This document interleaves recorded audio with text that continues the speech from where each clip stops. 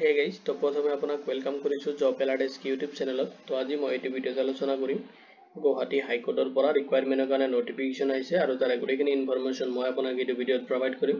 ভিডিঅ'টো চোৱাৰ পিছত যদি কোনো ধৰণৰ কোৱেশ্চন থাকে আপুনি এই ভিডিঅ' কমেন্ট সেকশনত কমেন্ট কৰি দিব পাৰে। লগতে জব এলাৰ্ট কে ইউটিউব চেনেল যেটো WhatsApp গ্ৰুপৰ লিংক আছে মই এই ভিডিঅ' ডেসক্ৰিপশনত প্ৰভাইড কৰি দিম। তাতে জয়েন হৈ কিনে আপুনি মোক WhatsAppত ডাইৰেক্ট মেসেজ কৰিব পাৰিব।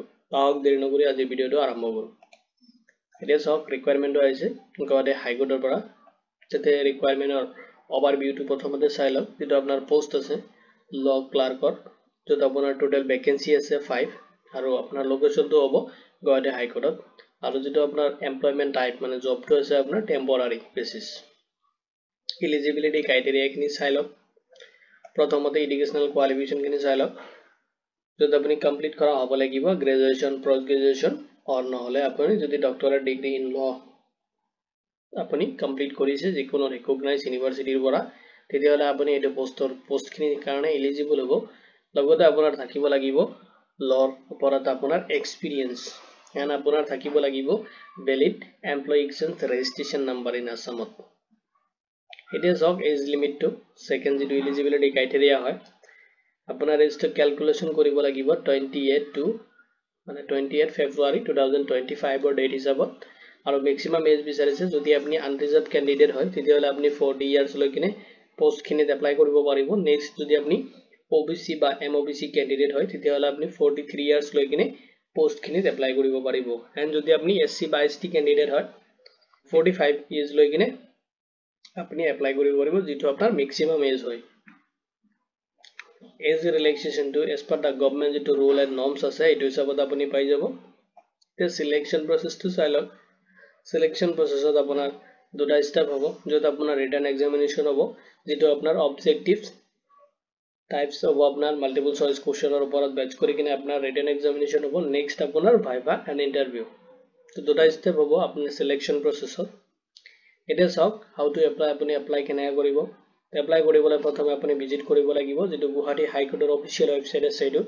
তো আপুনি প্ৰথমতে যিকোনো ব্ৰাউজাৰত ওপেন কৰি ল'ব আৰু তাতে আপুনি সাৰ্চ কৰিব gaconline.gov.in সাৰ্চ কৰিলে গুৱাহাটী হাইকোৰ্টৰ অফিচিয়েল যেটো ওয়েবসাইটৰ লিংক আছে এটা আহি যাব, যেটো লিংক মই এই ভিডিঅ ডেসক্ৰিপশনত প্ৰভাইড কৰি দিম। জাস্ট আপুনি ক্লিক কৰিলে গুৱাহাটী হাইকোৰ্টৰ যেটো অফিচিয়েল ওয়েবসাইটৰ পেজ আছে এটাত আপুনি ভিজিট কৰিব পাৰিব। তে নেক্সট স্টেপটো চাই লওক। তাতে আপুনি যাই কিনে অনলাইন ৰেজিষ্ট্ৰেচন কৰিব লাগিব। মই আপোনাক দেখুৱাম কেনেকৈ আপুনি কৰাব প্ৰ্যাকটিক্যালি। তাৰ আগতে বাকি ডিটেইলছ খিনি মই আপোনাক প্ৰভাইড কৰি আছো। তাতে যাই কিনে আপুনি যেটো ল ক্লাৰ্কৰ 2025 যেটো ৰিকুৱায়াৰমেন্ট আছে তাতে আপুনি ক্লিক কৰিব লাগিব। এন্ড তাতে এপ্লাইৰ যেটো অপচন থাকিব তাতে আপুনি এপ্লাই কোড ক্লিক কৰিব লাগিব। নেক্সট আপুনি আপোনাৰ valid email ID mobile number দি কিনে তাতে সিম্পল প্ৰসেসত আপুনি ৰেজিষ্ট্ৰেচন কৰিব লাগিব, যত আপোনাৰ বেসিক কিছুমান ডিটেইলছ তাতে ফিল আপ কৰিব লাগিব। নেক্সট আপুনি আপোনাৰ যেটো আপলোড কৰিব লাগিব, যেটো আপোনাৰ কন্টাক্ট ডিটেইলছ খিনি থাকে পাৰ্সোনাল ডিটেইলছ খিনি, যত আপোনাৰ এডুকেশনাল কোৱালিফিকেশন এক্সপেৰিয়েন্স খিনি আপুনি আপলোড কৰিব লাগিব। লগতে আপুনি নেসেসাৰী যিখিনি ডকুমেন্টছ আছে এখিনি আপুনি আপলোড কৰিব লাগিব।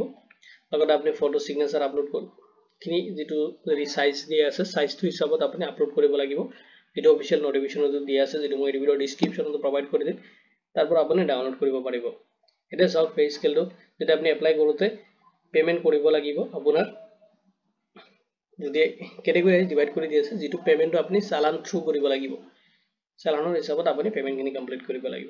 যদি আপুনি SC ST ক্যান্ডিডেট হয় তেতিয়াহলে আপুনি 250 এটা পেমেন্ট কৰিব লাগিব। এন্ড অল জি আৰু বেলেগ যদি ক্যাটেগৰিৰ পৰা আপুনি বিলং কৰি আছে তেতিয়াহলে আপুনি 500 এটা পেমেন্ট কৰিব লাগিব, যেটো থ্ৰু চালানত। আফটাৰ সাবমিশন আপোনাৰ এপ্লিকেশনটো আপুনি প্ৰিন্ট কৰি থব এজ এ ফিউচাৰ ৰেফাৰেন্সৰ কাৰণে। লগতে আপোনাৰ যেটো চালান কপি আৰু এটা থাকিব, নেক্সট আপুনি এটো প্ৰিন্ট কৰি থব।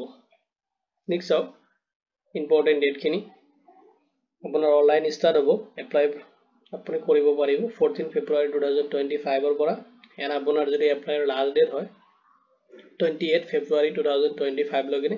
নেক্সট আৰু এটা ডেট আছে ইম্পৰ্টেন্ট ডেট, এটো মই যেটো অফিচিয়েল নটিফিকেশন আছে হেতুত মই আপোনাক প্ৰভাইড কৰি আছো, যেটো আপোনাৰ পেমেন্টৰ লাষ্ট ডেট হয় এটো 4 মাৰ্চ 2025 লগিনে আপুনি পেমেন্ট খিনি কৰিব পাৰিব। তেতিয়া আপুনি এপ্লিকেশনটো সাবমিট কৰিব নোৱাৰিব। এপ্লিকেশন সাবমিটৰ যেটো ডেট হয় 28 ফেব্ৰুৱাৰী লৈকিনে হে। এটা চাওক মই আপোনাক কেনেকৈ আপুনি এপ্লাই কৰিব এইখিনি প্ৰসেস মই আপোনাক দেখাই আছো।